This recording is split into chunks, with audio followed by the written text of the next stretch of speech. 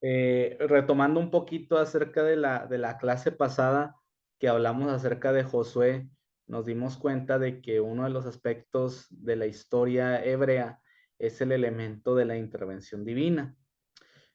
También, además, nosotros como cristianos reconocemos que estos libros nos fueron dados a través de la inspiración divina. Muchos, a raíz de esa característica o a raíz de, de, de este aspecto de de la revelación y de la inspiración, es decir, ver a la Biblia como revelación y como inspirada por Dios, a muchos los ha llevado a reflexionar o a concluir que la Biblia tiene unas características divinas específicas. Entre estas características divinas están la inerrancia y la infalibilidad. ¿A qué nos referimos con la inerrancia? La inerrancia, muchos como lo han definido, es que la Biblia no contiene ningún error. Eh, Ahora, no contiene ningún error, ¿en qué sentido? Es otra pregunta. Y de ahí se han postulado diferentes posturas en relación a la inerrancia. Si ustedes quieren profundizar más en ese tema, les recomiendo que vayan al libro de Teología Cristiana de Miller Erickson. Es un teólogo bautista. Su libro se llama Teología Cristiana.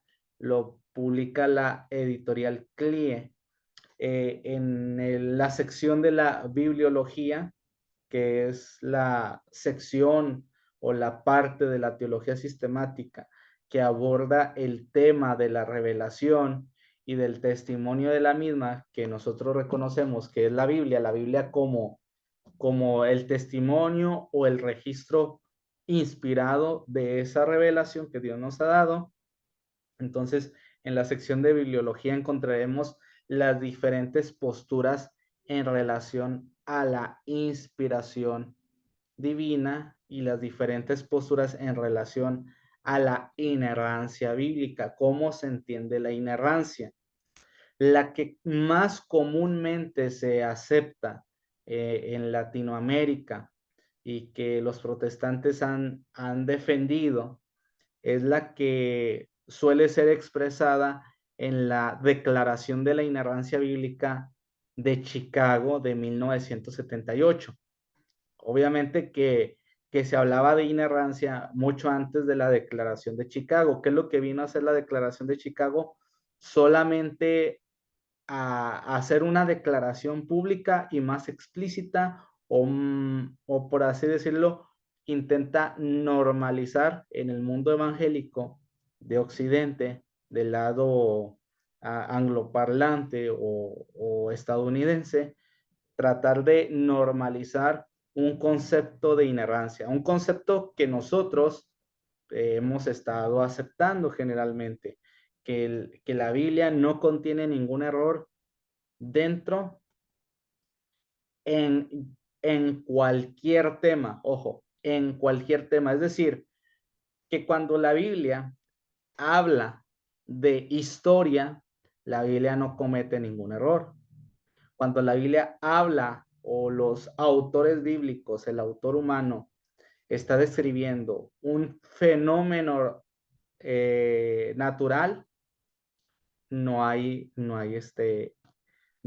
error en lo que el autor bíblico se está diciendo. Entonces, muchos han llevado eso al extremo de derivar verdades científicas a partir de la Biblia, algo que ya habíamos visto anteriormente en el libro de Ray Comonfort de cuarenta y tantos, o no recuerdo el número de su libro, de Hechos Científicos en la Biblia, y nos dimos cuenta de que no hay como tal descubrimientos científicos y no deberíamos esperar eso de la Biblia porque la Biblia tiene otro propósito y no hay ningún problema. O sea, la Biblia no nos fue dada para aprender ciencia, la Biblia nos fue dada para conocer la voluntad de Dios y siendo aún más específicos, hablando acerca de su plan de redención para la humanidad y su creación.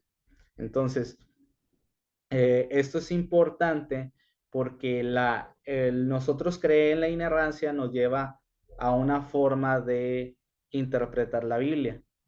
Quienes aceptan la inerrancia bíblica tienden a un estricto o hasta cierto punto un rígido literalismo.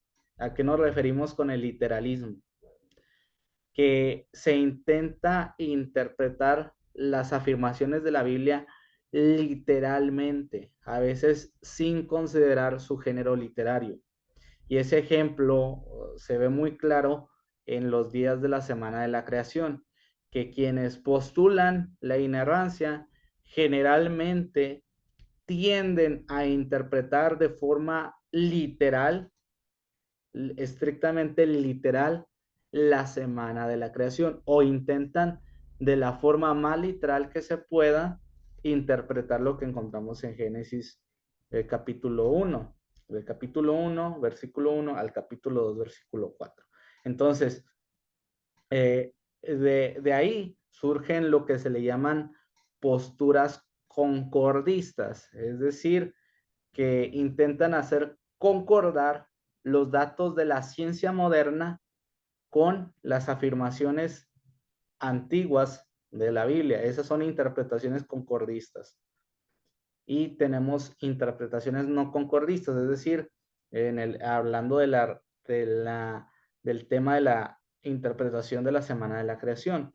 Y tomo esto como ejemplo porque luego, si nosotros partimos del de la definición de la inerrancia, como que la Biblia no contiene error en ninguno de los temas que aborda, entonces eso nos va a llevar casi así en automático, nos, nos inclina a un literalismo. La Biblia tiene que ser interpretada literalmente cuando la Biblia lo requiere, cuando la Biblia no lo indica, por las formas en que el autor se está expresando, por el género literario que está utilizando, por la forma de literatura, por la estructura literaria, por el propósito, por el tema. Todo eso nos va a dar las pautas para saber de qué manera interpretar la Biblia. Entonces, algo más allá de darles datos, porque ustedes de quién es el autor, la fecha, en estas charlas, yo prefiero en lugar de darles esos datos que ustedes los pueden tomar, ustedes los pueden leer, ustedes lo pueden adquirir, ya sea en el libro de Pagán, ya sea en otros libros del Antiguo Testamento, yo prefiero en lugar de eso añadir un extra, una reflexión teológica o algunas impresiones del libro que estamos tratando.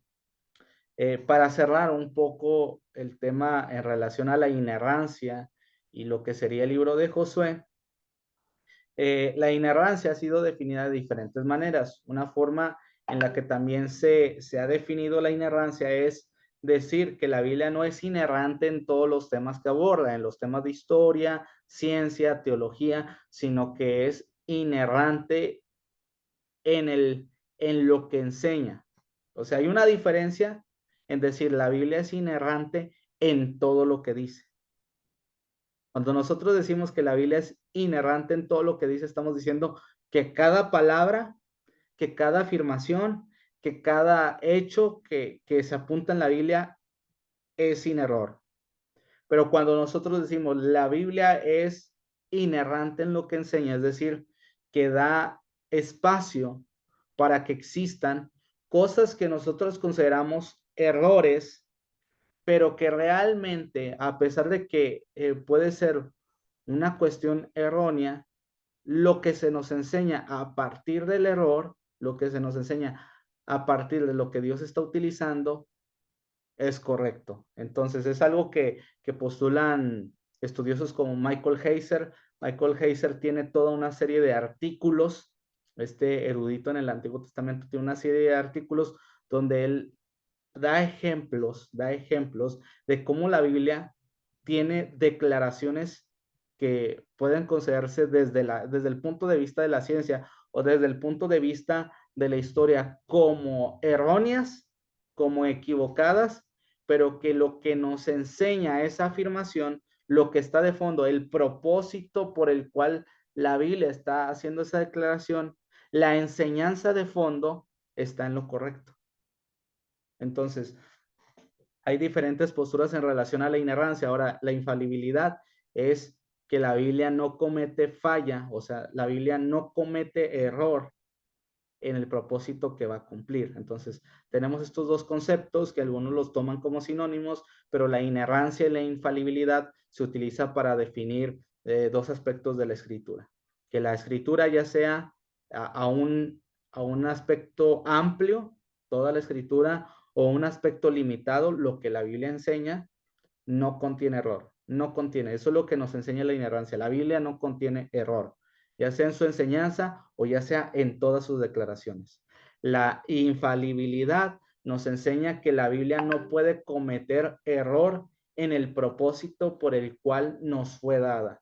¿Cuál es su propósito? Dar testimonio de Jesucristo, dar testimonio del plan de Dios de salvación para nosotros. ¿Cuál es su propósito? Enseñarnos ciertos aspectos de la vida cristiana o aspectos de la vida humana que al seguirlos glorificamos a Dios. Entonces, esa es una cosa que debemos tener en cuenta. Ahora, dijimos, la inerrancia nos va a llevar siempre a un literalismo. Y hay partes de la Biblia que no podemos interpretar literalmente, y si nosotros hacemos interpretaciones concordistas, y si hacemos interpretaciones partiendo de la inerrancia, en un sentido amplio de que todas las declaraciones de la Biblia son sin error, entonces nos topamos con desafíos interpretativos como el que nos presenta el libro de Josué. El libro de Josué capítulo 10. En el libro de Josué, capítulo 10, pues nosotros leemos que el sol se detuvo. Dice, dice ahí en la escritura, Josué capítulo 10, ahí en la batalla contra los amorreos, que nos dice lo siguiente: mientras huían delante de Israel, cuando estaban en la bajada, capítulo 10 de Josué, versículo 11, retomo la lectura que dice: mientras huían delante de Israel, cuando estaban en la bajada de Bet Orón, el Señor declaró desde el cielo grandes piedras sobre ellos hasta Aseca, y murieron. Y fueron más los que murieron por las piedras del granizo que los que mataron a espada a los israelitas. Entonces Josué habló al Señor el día en que el Señor entregó a los amorreos delante de los israelitas y les dijo en presencia de Israel: Sol, detente en Gabaón, y tu luna en el valle de Ajalón. Y el sol se detuvo y la luna se paró hasta que la nación se vengó de sus enemigos. No está escrito en el libro de Jaser: el sol se detuvo en medio del cielo y no se apresuró a ponerse como por un día entero, ni antes ni después hubo día como aquel cuando el Señor prestó atención a la voz de un hombre, porque el Señor peleó por Israel. Entonces Josué y todo Israel con él volvió al campamento de Gilgal. Fíjense, aquí nos presenta un fenómeno natural, donde dice que las constelaciones, el sol y la luna, se detuvieron. Nosotros sabemos, hermanos, que tanto el sol como la tierra tienen movimiento, ¿verdad? Nos lo enseñan en la escuela, ¿verdad? En relación a la tierra, que la tierra tiene dos movimientos, ¿verdad? El movimiento de traslación y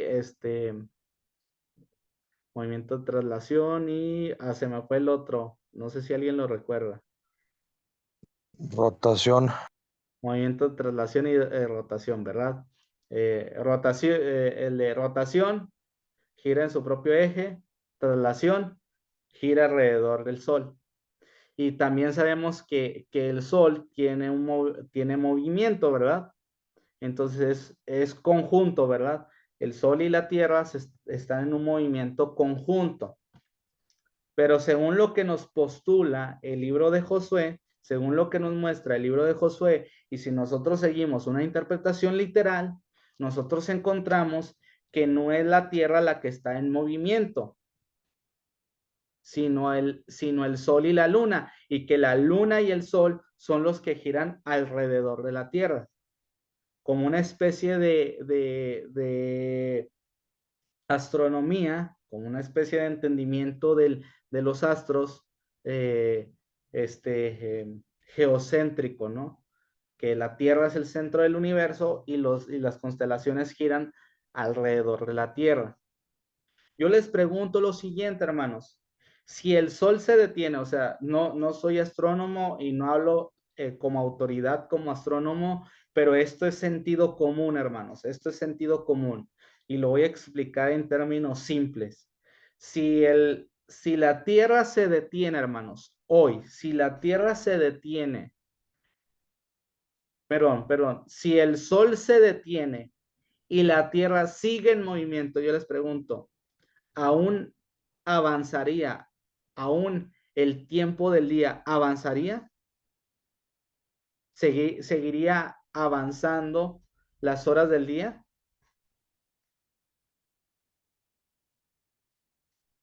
Sí, porque al que haya noche o el que haya día no depende tanto del movimiento del sol, sino que depende de qué, del movimiento de la tierra. Pero lo que nos está diciendo el libro de Josué es a la inversa. Está diciendo que este día se alargó a causa de qué, de que el sol se detuvo y la luna se detuvo.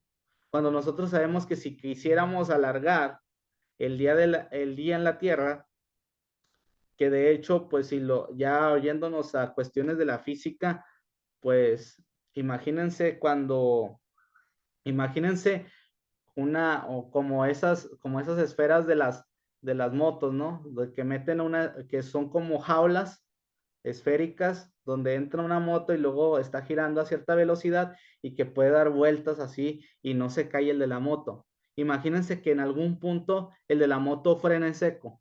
¿Qué pasaría, hermanos? Pues es arrojado, ¿verdad? Por la inercia, motociclista. Entonces, ahora imagínense qué pasaría con las personas, o sea, qué pasaría con nuestra Tierra, ¿verdad? Hay muchos fenómenos que dependen del movimiento de la Tierra y de la velocidad que tiene, entonces se genera un caos total. Entonces, esto de que se alargó el día, ¿a qué se refiere, verdad? ¿A qué se refiere? ¿Realmente el Señor detuvo el sol, como lo dice aquí, detuvo a la luna y el movimiento de la tierra no influyó en nada? O sea, si se fijan, hermanos, es como si estuviéramos hablando lenguajes diferentes. Estamos viendo dos formas de ver el mundo completamente distintas. La forma de ver el mundo como lo veían ellos y la forma de ver el mundo como la vemos nosotros. Ellos no tenían el conocimiento que ahora nosotros tenemos del universo. Ellos no tenían la tecnología, no tenían los telescopios, no tenían las naves, no tenían centros de investigación como ahora nosotros lo tenemos. Entonces, algunos dicen que lo que hace aquí Josué es utilizar lenguaje fenomenológico. La fenomenología es el estudio de la percepción de las cosas tal como nos aparecen, tal como nos parecen, tal como la apariencia de lo que vemos. Entonces, dicen, así como les parece a los autores bíblicos, o sea, porque ellos están viendo que es el sol que se mueve, eso es lo que parece, y que la luna se mueve, entonces ellos están describiendo este fenómeno en un sentido fenomenológico, no están utilizando un lenguaje científico estricto, y eso no lo esperaríamos de la Biblia porque está escrita en un tiempo precientífico. Entonces, si nosotros apostulamos por la inerrancia y creemos que la Biblia sea confiable, porque a veces confundimos confiabilidad con un relato estricto, casi como si fuera policíaco. Los autores bíblicos ya vimos que no están haciendo un registro policíaco de los eventos históricos. La precisión no es tan importante para ellos. Lo más importante para ellos es destacar la intervención de Dios en la historia. Entonces, eh, lo importante, hermanos, no es ¿realmente esto pasó? La pregunta aquí en relación a Josué sería, ¿qué nos enseña esto? ¿Qué nos enseña esto? Pues simplemente que Dios estaba respaldando al pueblo y que Dios se fue capaz de intervenir en la naturaleza de alguna manera para favorecer a su pueblo en el cumplimiento de su promesa. Es como decir que Dios movió cielo, mar y tierra para cumplir su promesa. Entonces, es un desafío que encontramos en el libro de Josué. Hay algunos otros, algunos podríamos ver la cuestión del libro de Jacer, que es un libro extra bíblico que el autor está citando. Entonces, esto nos enseña que el autor, la inspiración, no descarta el hecho de utilizar fuentes. Porque algunos piensan, ¿verdad?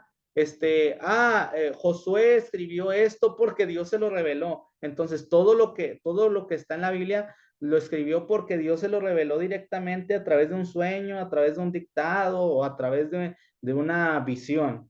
No, hay cosas que los autores bíblicos registraron por inspiración divina. El Espíritu Santo los guió, los dirigió, los orientó, los llevó a las fuentes para dar registro de fuentes antiguas. O sea, hay eventos de los cuales ellos dan testimonio y tuvieron conocimiento de esos eventos, no necesariamente porque Dios se los reveló directamente, sino porque lo leyeron en un libro, lo escucharon en una tradición y no hay ningún problema con eso. O sea, eso es la inspiración. O sea, el resultado de la inspiración nos dio esto. Y en la inspiración el Espíritu Santo utilizó hombres con su capacidad cultural dentro de su cultura y ellos citaron fuentes como ese libro de Jacer. Hay otros libros que se citan, el libro de guerras, en el libro de números, etcétera. Entonces es un desafío que encontramos en el libro de Josué. Ahora, pasando al libro de jueces, hermanos, pasando al libro de jueces.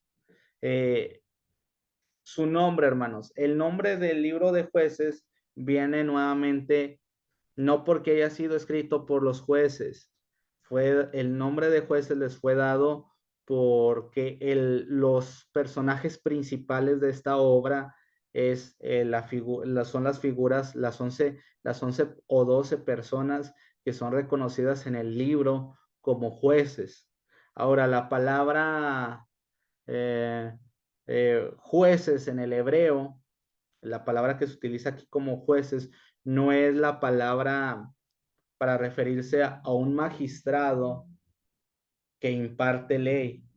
No se refiere a un magistrado que imparte ley, se refiere a un oficio específico de un llamado carismático, es decir, un llamado del Espíritu Santo, un llamado en el que el Espíritu Santo utilizaba a hombres específicos, Dios los llamaba, los escogía, los preparaba y los utilizaba para fungir como libertadores del pueblo de Israel, como líderes y libertadores del pueblo de Israel, siendo el último de estos Samuel, que la peculiaridad de Samuel es que él funge como juez y como profeta. Entonces, por eso se le da el nombre de jueces. Ahora, hablando de su autor, algunos postulan que el autor es Samuel. Si Samuel fue el autor, entonces el libro se escribió en el 1050 antes de Cristo. Pero, hermanos, debemos entender lo siguiente. El libro de jueces no nos dice quién es el autor. El libro de jueces no nos dice quién es el autor. Es un libro anónimo, No nos dice quién es el autor. Pero podemos entender que este libro quizás fue escrito en el tiempo de la monarquía o después de la monarquía. Ojo, hermanos. Según lo que encontramos en el libro, hermanos, nosotros, hermanos, podemos detectar, ya sea que fuera escrito en el tiempo de la monarquía o posterior a la monarquía. Y cuando me refiero posterior a la monarquía, me refiero al periodo ya sea el reino dividido, o sea, porque hubo un tiempo del Reino Unido, el Reino Unido.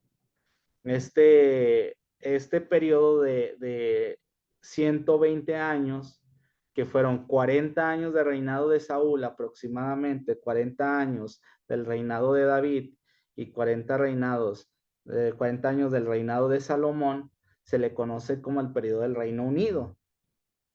Luego el reino es dividido, reino de Judá, reino de Israel.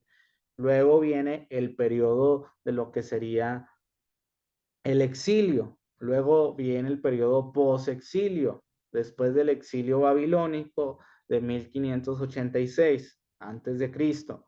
Entonces, cuando yo digo que el libro de Josué pudo haber sido escrito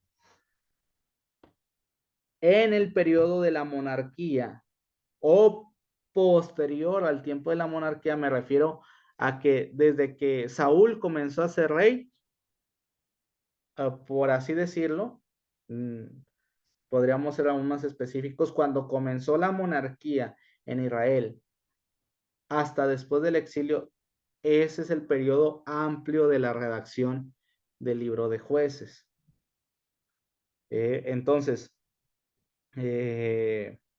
aquí hay un punto importante, porque dependiendo de la fecha, va a depender mucho el contexto del autor y va a depender mucho el contexto de la audiencia, porque la audiencia va a ser diferente la que está en la monarquía que la que está después del exilio, ¿verdad? O sea, las condiciones sociales, culturales van a ser diferentes para el autor y para la audiencia, dependiendo de la fecha en la que se encuentre. Por eso no debemos subestimar, no debemos menoscabar los datos relacionados con la autoría y con la fecha, porque la autoría y la fecha van a determinar el contexto histórico, social y religioso o político de cualquier índole del libro. Entonces, algo que ustedes van a aprender luego en la hermenéutica, que es la ciencia y el arte de la correcta interpretación de los textos, en este caso de los textos bíblicos,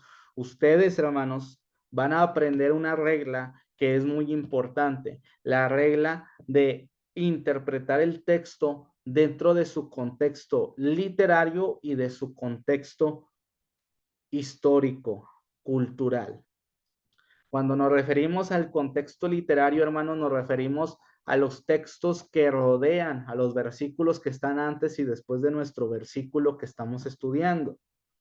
Cuando nos referimos al contexto histórico-cultural o de cualquier otra índole, nos referimos a el momento, la situación en la que se escribió el libro. Y eso nos va a decir mucho de cuál es la intención del autor. Nos va a decir mucho del mensaje que se quiere comunicar. Por eso les digo que es importante y que no podemos subestimar y no podemos verlo como un simple dato de decir, el libro de Jueces lo escribió Samuel y fue en el año 1050. No, porque hermanos, si yo considero, hermanos, que Samuel fue el autor, yo voy a interpretar de una manera el libro de Jueces. ¿Cómo lo voy a interpretar? Uno de los temas importantes en el libro de Jueces es la apostasía. Es que el pueblo de Israel es apóstata, muchas veces abandona al Señor y necesita ser restaurado. Entonces, yo miraría, si es Samuel, como una advertencia al pueblo de Israel para que no sea apóstata. Y en segundo lugar, como una justificación para la monarquía. Porque miren, hermanos, ¿qué es lo que nos dice el texto? Vayamos a Jueces capítulo 21, versículo 25, hermanos. Y en base a esto nosotros sabemos que fue escrito durante la monarquía o posterior a la monarquía.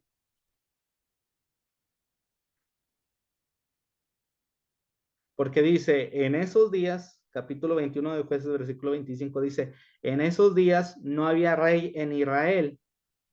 Cada uno hacía lo que bien le parecía ante sus ojos. Fíjense, dos cosas. Número uno dice, en esos días no había. ¿Qué quiere decir? Que en estos días, dice, en esos días, en el pasado, en esos días no había rey. Pero ¿qué quiere decir? Que en estos días, es decir, en el presente, cuando se está escribiendo la obra, ya había rey en Israel o ya hubo rey en Israel. Entonces, por eso decimos que fue escrito por alguien durante la monarquía o después de la monarquía, porque ya hay una conciencia, ya hay una noción de que existían reyes en Israel. Ahora, otra cosa, hermanos, es que dice que porque no había rey en Israel, ¿qué pasaba, hermanos? Cada quien hacía lo que bien le parecía, cada quien establecía los estándares morales. Entonces, si se fijan ustedes, si fue alguien que escribió este libro durante la monarquía, si fue alguien que escribió esto durante la monarquía, entonces, ¿qué es lo que estaría haciendo? Le estaría justificando al pueblo la necesidad de un rey. Miren, esto es lo que pasa cuando un pueblo no tiene rey. ¿Qué pasa? Es apóstata. Hace lo que bien le parece. Necesitamos un rey. Aunque Dios era su rey, aunque Jehová era su rey, Dios permitió que hubiese un rey en Israel porque era necesario. Porque sin rey, un rey físico, personal, visible, cada quien hace lo que bien le parece. Si no hay una figura de autoridad en el pueblo, cada quien hace lo que bien le parece. Entonces, si se fijan, hermanos, ya estamos interpretando el libro de una manera y nos estamos acercando de una manera si nosotros aceptamos que fue alguien durante la monarquía. Ahora, hermanos, lo estamos viendo como una advertencia y como una justificación, una advertencia de que el pueblo no debe ser apóstata. Y lo estamos interpretando también el libro de Jueces en su conjunto como su mensaje, como una justificación para la monarquía. Ahora, si el autor, hermano, quien escribió el libro fue alguien o este libro fue reeditado o fue compilado de alguna manera, hubo un trabajo de redacción después del exilio, hermanos, posterior al exilio. Entonces, o durante el exilio, hermanos, ¿cómo serviría este libro? Serviría como un mensaje de esperanza, como un mensaje de esperanza y como una interpretación de lo que está viviendo el pueblo de Israel. Imagínense si este libro fue redactado o fue compilado o fue encontrado, fue editado en el tiempo del exilio. ¿Qué hubiera pasado, hermanos?